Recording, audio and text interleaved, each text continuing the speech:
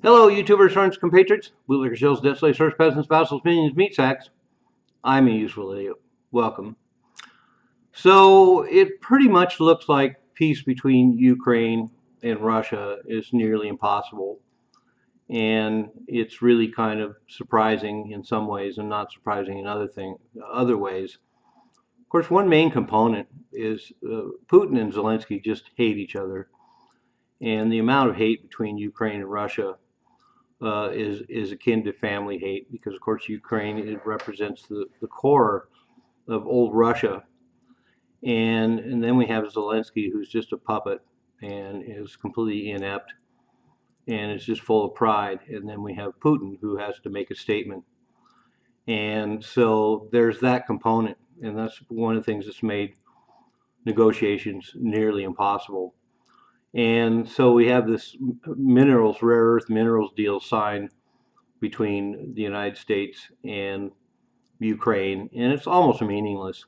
First of all, most of the rare earth minerals are in the Russian occupied Donbass region, and the entire industry there is pretty undeveloped, and it's going to be many, many, many years before any access or development of rare earth minerals in the Ukraine is a reality. But it's a feather in Trump's cap, and that's what he wanted, and so he got it. And Ukraine and Zelensky got at least some sort of security guarantees because now the United States has some interest to protect in the midst of this war. But it's just funny to see negotiations going on while um, Russia just had a huge drone attack on Kiev, and we have the assassination of a top Russian general by Ukraine, and then we have massive reserves in Russia who are getting ready for another push into Donbass and Ukraine. And then we have just these ongoing hostilities. There was a brief 3-day ceasefire to observe Russian victory in World War II, and that was it. And Putin has all the cards, and he's playing hardball. And he's in a position now where he controls most of the breakaway Russian regions in Ukraine and is consolidating there. And a lot of the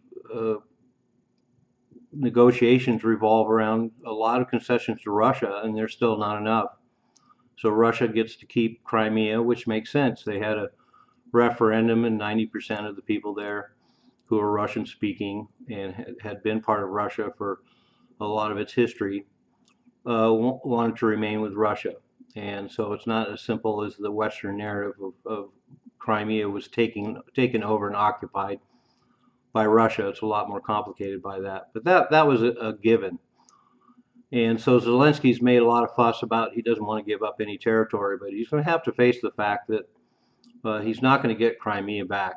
And that's something that Trump has made clear. And so Russia doesn't want Ukraine to be part of NATO, and the United States has said that they will not be part of NATO. Russia wants to keep a lot of the breakaway regions, which is the whole reason why they went into Ukraine in the first place. And so that's a concession that's being given, although Ukraine is being given access to a couple key areas. And there's a lot of European and United States guarantees for security for Ukraine moving forward. And the sticking point seems to be that Russia doesn't want a temporary ceasefire, and that's to be expected because other ceasefires, of course, have been violated by the Ukraine, and any ceasefire would just be a chance to regroup and get ready for more war.